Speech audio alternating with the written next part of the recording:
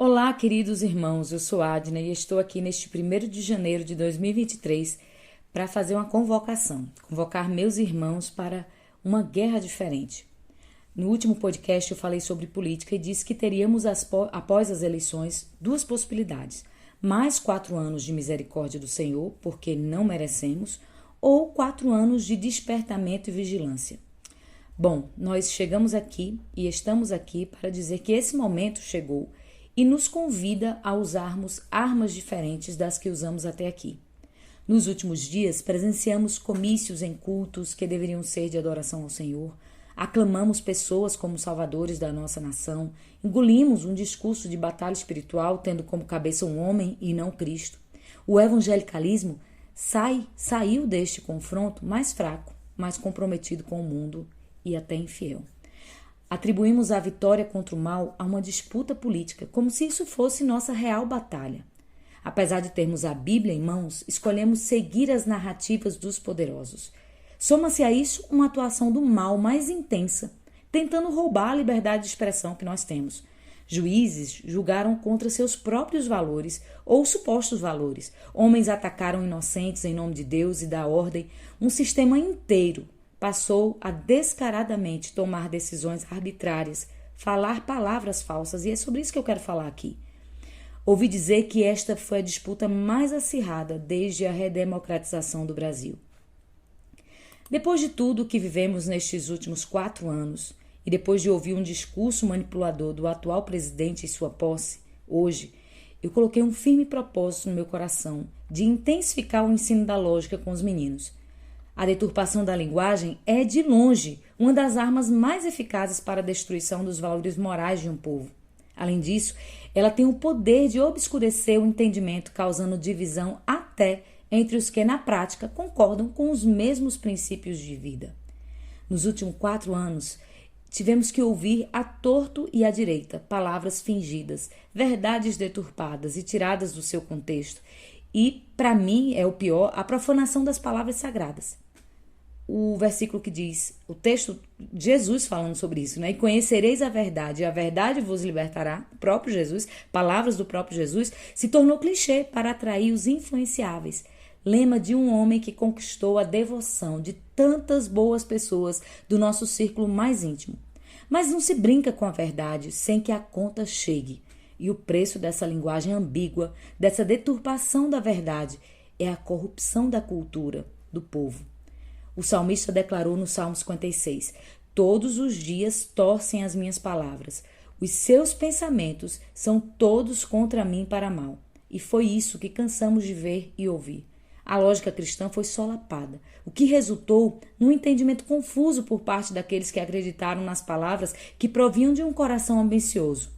Não há moral cristã sem a lógica cristã. Sem a lógica cristã, o que sobra é a insensatez de uma massa mofa que tem preguiça de usar a mente. Preferem seguir a multidão insensata a considerar os conselhos dos sábios. Que tristeza! Agora, mais ainda, percebo o poder das palavras.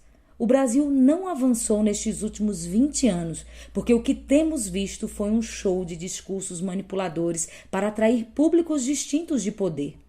Os últimos 2 meses nos mostrou como até os que se dizem crer na verdade podem ser manipulados.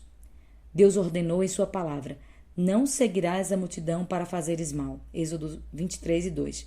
Essas palavras deveriam ser suficientes para nos afastarmos dos grandes grupos organizados ou, no mínimo, suspeitarmos dos seus intentos. Essa democracia social é perigosa porque cria um ambiente perfeito para que os que detêm o domínio da palavra exerçam influência sobre os que carecem de maior entendimento. E é envolta em tudo isso que passou e também no que estamos assistindo hoje, neste 1º dia do ano, que eu faço um apelo aos pais, aos ouvintes, aos queridos pais e famílias que me ouvem. Nós podemos e devemos fazer diferente com a geração dos nossos filhos. Vamos nos desprender das amarras do politicamente correto, à esquerda e à direita. E vamos criar uma cultura de pensadores independentes, com espíritos investigativos.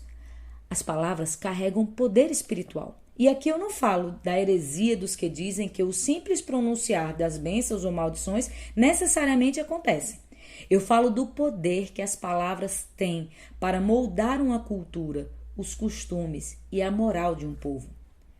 No livro Ensinando o Trivium, os autores Blue Dorns, eles escreveram o seguinte: por este poder espiritual da lógica, da palavra, discernimos a verdade do erro.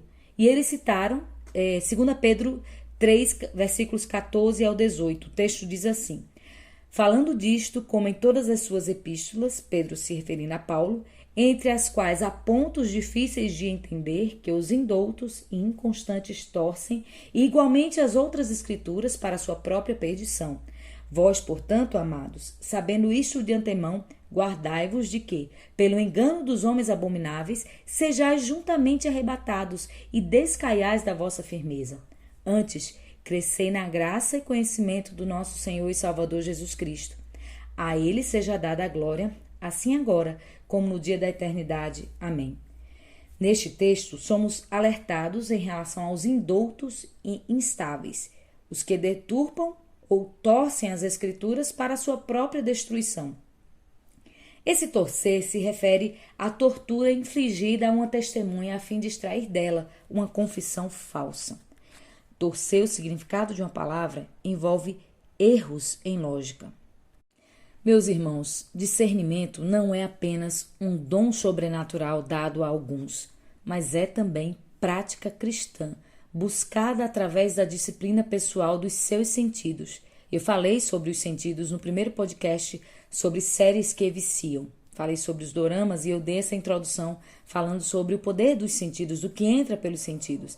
E vejam, o discernimento vem da boa educação, começando pelo básico e sempre progredindo em dificuldade. O escritor aos Hebreus compara essa educação com a alimentação da criança, quando ele corrigiu os irmãos que já deveriam ter conhecimento mais profundo das verdades divinas. Veja o que o escritor falou. Porque, devendo já ser mestres pelo tempo, ainda necessitais de que vos torne a ensinar quais sejam os primeiros rudimentos das palavras de Deus, e vos haveis feito tais que necessitais de leite, e não de sólido mantimento. Porque qualquer que ainda se alimenta de leite, não está experimentado na palavra da justiça, porque é menino. Mas o mantimento sólido é para os perfeitos, os quais, em razão do costume, têm os sentidos exercitados para discernir tanto o bem como o mal. O que eu descobri, meus irmãos, nesses últimos anos, é que há muitos adultos que são meninos, facilmente manipulados por discursos políticos e pelos movimentos de massas. Mas voltemos ao discernimento que eu estava falando. Vejam, o discernimento pode ser adquirido pela educação, que gradualmente oferece às crianças um ensinamento mais consistente e profundo da verdade. Há o dom espiritual do discernimento, mas há também um ensino constante e consistente da palavra que leva ao discernimento. Os nossos filhos precisam urgentemente da palavra de Deus. Eles precisam conhecer não somente os princípios elementares da fé, mas as profundezas do conhecimento de Cristo. Ter um pensamento claro e não manipulável passa pela vida de observância piedosa da palavra de Deus. Paulo fala, em 2 Timóteo 4, que virá o tempo em que falar a verdade provocará rejeição por parte daqueles que escolhem viver no erro. Mas cuidado, isso pode nos atingir se não formos diligentes para pregar a palavra, insistir nela a tempo e fora de tempo, usando-a para redarguir. A propósito, você sabe o que é redarguir? Redarguir quer dizer dar resposta argumentando. Então vejam, ensinar com argumentos verdadeiros. Os que não foram exercitados na verdade vão, em algum momento, seguir pessoas que acalentarão seus pecados com palavras persuasivas de mentira e, disse Paulo, desviarão os ouvidos da verdade, voltando-se às fábulas. Ora, isso não é um retrato do nosso atual tempo, queridos pais? Será que não estamos mais preocupados com a nossa própria opinião ao escolhermos para nossos filhos o que iremos adotar como conteúdo do nosso ensino? Será que nossos sentimentos não estão dirigindo nossos atos e palavras mais do que a verdade de Deus? Será que nossos sonhos de liberdade não estão nos enganando, oferecendo-nos salvadores que nos enganam com suas palavras? Um sinal disso é o nosso interesse primário pela literatura da fantasia, por exemplo. As histórias fantasiosas. Vejam o que diz o texto sagrado. elas se recusarão a ouvir aquilo que as Escrituras dizem, mas seguirão suas próprias ideias desorientadas. Aqui eu estou comparando várias traduções de Bíblias. Veja de outra tradução. Rejeitarão a verdade e correrão atrás de mitos.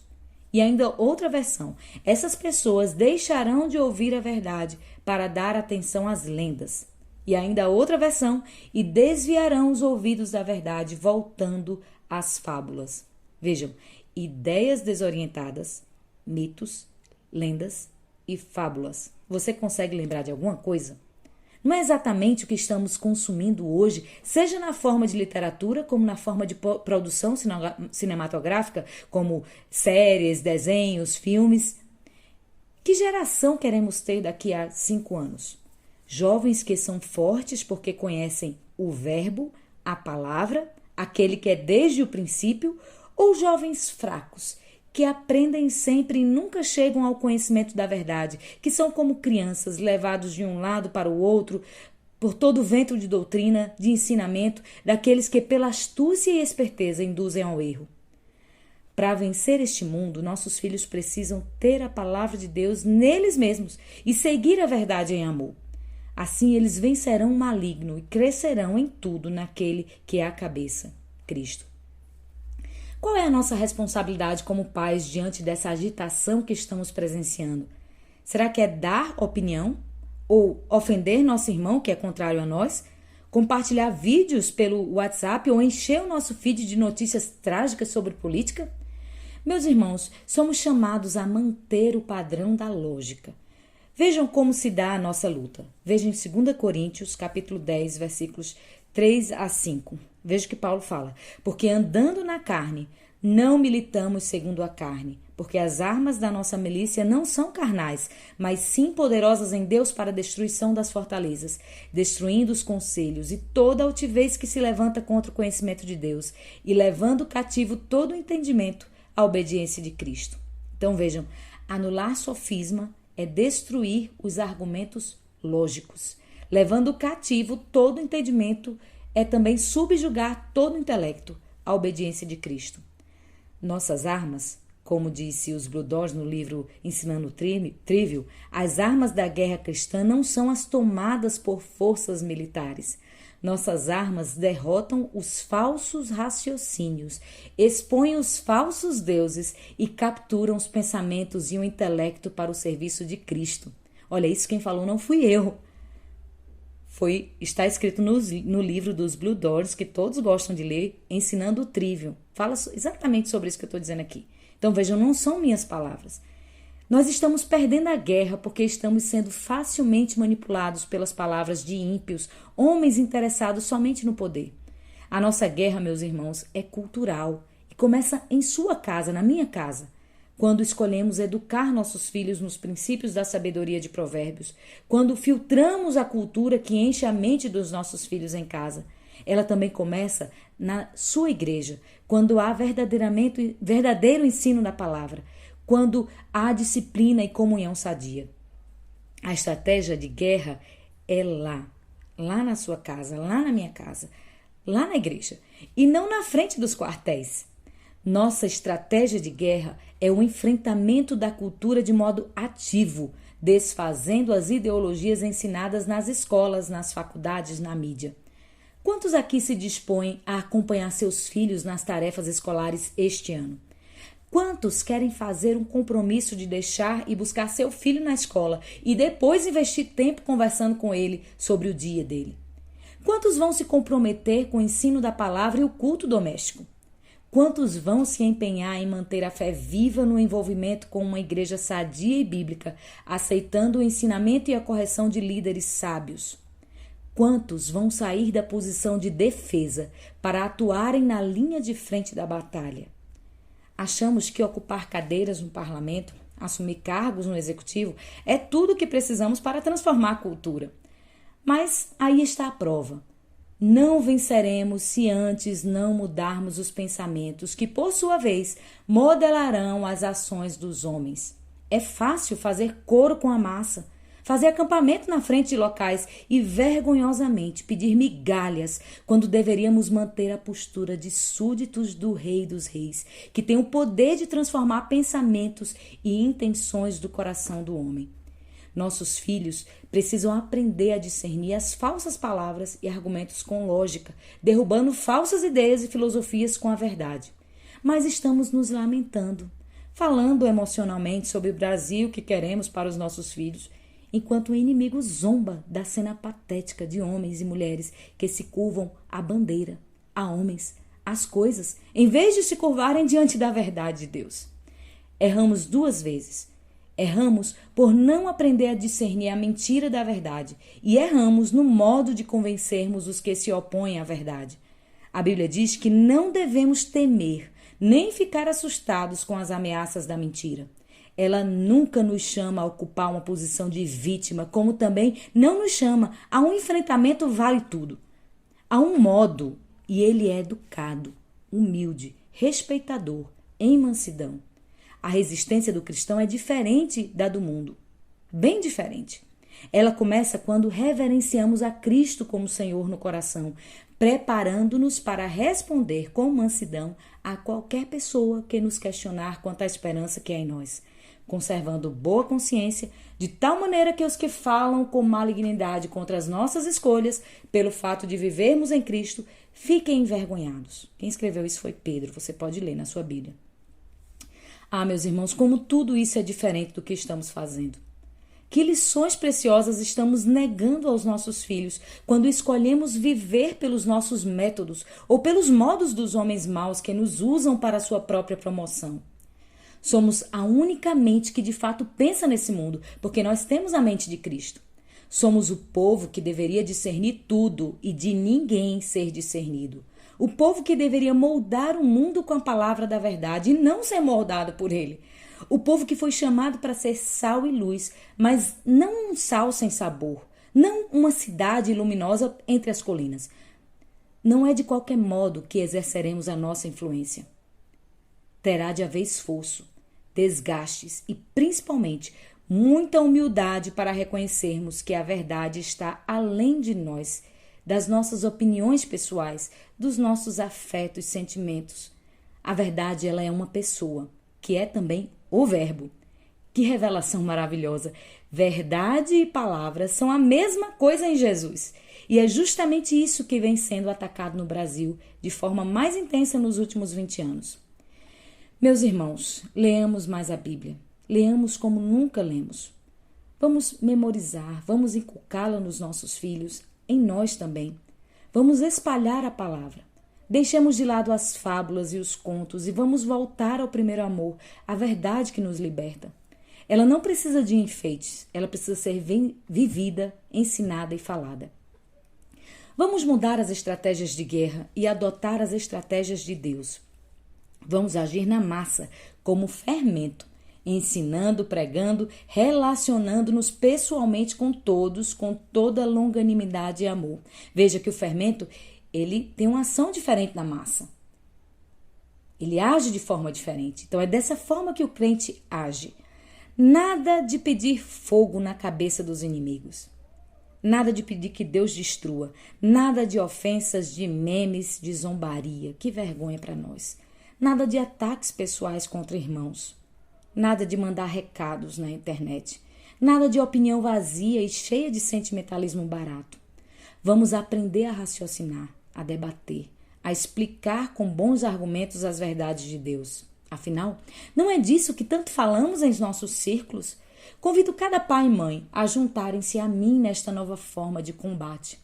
Nosso sacrifício é vivo, é santo e é agradável a Deus, que é uma adoração que usa a mente, a razão e não toma a forma nunca deste mundo, não usa dos seus recursos, não mente, não briga, não ofende, não fica choramingando com pena de si mesmo, não procura saber da sua própria grandeza e poder, que não busca elogios nem investiga sua própria glória. Até porque quem investiga a sua própria glória não tem glória. Jesus é o nosso exemplo. O Evangelho de Mateus, nos capítulos 12, 19, 21, 22 e 23, contém um pequeno manual de argumentação lógica. Vamos lá ler. Vamos estudar e orar para que Jesus nos capacite para esta boa obra. Ele é exemplo de como se comportar diante do poder humano, como entrar e sair no meio das pessoas do mundo. Ele é um modelo de quando falar e de quando calar. E para concluir, eu quero fugir um pouco do tópico em questão para desenvolver outro tópico dentro do mesmo tema. Quero lembrar-lhes que Jesus nos ensinou que os bons e os maus governantes, todos, são servos do poder que vem do alto. Ele até inocentou o tirano da culpa, entregando-se para sofrer a pena na cruz. O discernimento da palavra nos faz entender, pela própria história de Jesus, que até quando presenciamos maus governantes executarem suas injustiças, os observamos como meros mortais, cumprindo as ordens de Jesus. Deus não nos chama a tomar o poder, nem mesmo a pregarmos o evangelho em cima de tribunas parlamentares. Deus tem pessoas que Ele chama para isso, mas não é esse o foco. O objetivo último das nossas ações é que haja espaço para vivermos com liberdade para Cristo, servindo no mundo. Não é uma ação cristã nacional para todos, mas uma ação que não exclua Jesus da vida, que esteja em todos os lugares. E para concluir, não paralise diante do mistério dos destinos inesperados. Não substitua o trabalho de pensar pelo apelo ao fatalismo ou ao mistério. Isso é mistério de Deus. Não.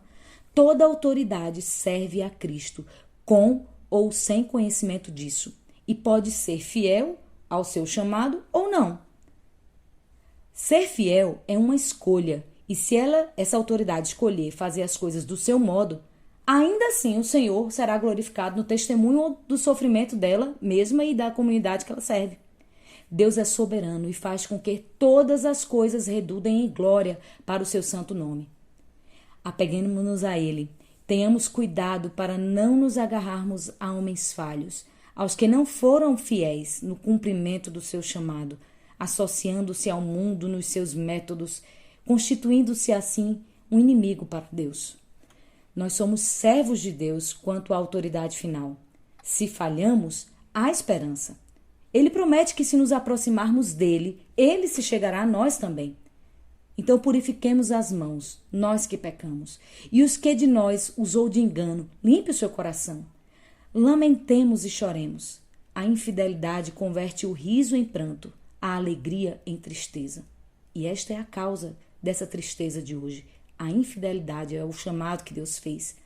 Mas há uma saída, e está no caminho da humilhação diante da presença do Senhor.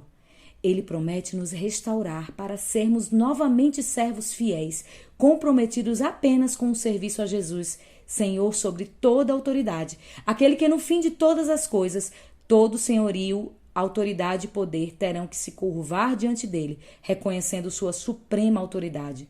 Somente ele é supremo, não o povo, não o presidente, não os magistrados. Supremo é Jesus, o sustentador de todos os homens, por meio de quem foram criadas todas as coisas que há nos céus e na terra, visíveis e invisíveis, sejam tronos, sejam dominações, sejam principados, sejam potestades.